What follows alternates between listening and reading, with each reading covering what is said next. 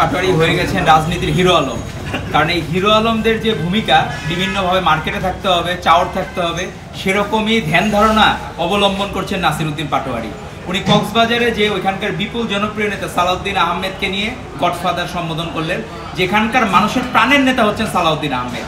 সে সময় আবার ত্রাণকর্তার ভূমিকা অবতীর্ণ হয়েছিলেন সালাউদ্দিন আহমেদ।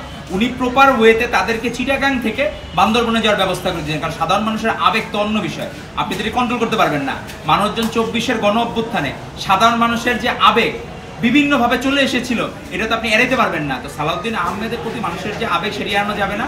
আর লুৎফুজ্জামান বাবরের বিরুদ্ধে যে কথাটা অলরেডি কিন্তু মীমাংসিত ইস্যু, এটা যে আওয়ামী লীগ যে মিথ্যা কথাগুলো বলতো, এখন সেই মিথ্যা কথার ফুল জুড়ে নিয়ে বসেছেন নাসিরউদ্দিন পাটোয়ারি।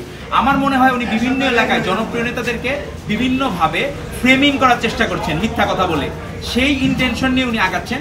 অনেকটা আওয়ামী লীগের সময় হাসা মাহমুদরা যে কাজগুলো করতো, ওবায়দুল কাদেররা যে মিথ্যা কাজগুলো করতো, ইভেন স্বয়ং হাসিনাও কাজগুলো করতো, সেই রাস্তায় অবলম্বন করছেন নাসিরউদ্দিন পাটোয়ারি। তো আমার মনে হয় এগুলো বেশি দিন মার্কেটে থাকে না, মিথ্যা কথা মানুষ চলে না। কারণ 10টা অস্ত্র মামলা অলরেডি মীমাংসিত ইস্যু, সেই জায়গা থেকে অলরেডি কিন্তু রায় পেয়েছেন, খালাস পেয়েছেন কিন্তু আপনার আমাদের লুৎফুজ্জামান খান বাবর। সেখানে হিরো আলম হওয়ার যে চেষ্টা করতেছেন রাজনীতিতে নাসিরউদ্দিন পাটোয়ারি, সেটি বাংলাদেশের মানুষ ভালোভাবে নিচ্ছে না। আর এই যে এই চেষ্টাটা, এটা অপচেষ্টায় বিলীন হয়ে যাবে। এবং সে যে বলছিল 300 আসনের কথা, সে নিজে 300 ভোট পায় কিনা সেটি আমাদের প্রশ্ন থাকবে এই জাতির কাছে। যে কথা বলেন সেটি ধারণ করেন না, মুখে মধু অন্তরে বিষ, এটাই হচ্ছে এখন এনসিপির মূলনীতি হয়ে গেছে। তো আমার মনে হয় এগুলো বাংলাদেশের মানুষ ব্যালট বাক্সে এগুলো প্রত্যাখ্যান করবে এবং আপনারা অতি সত্বর বিলুপ্তপ্রায় প্রজাতি হয়ে যাবেন ইনশাআল্লাহ।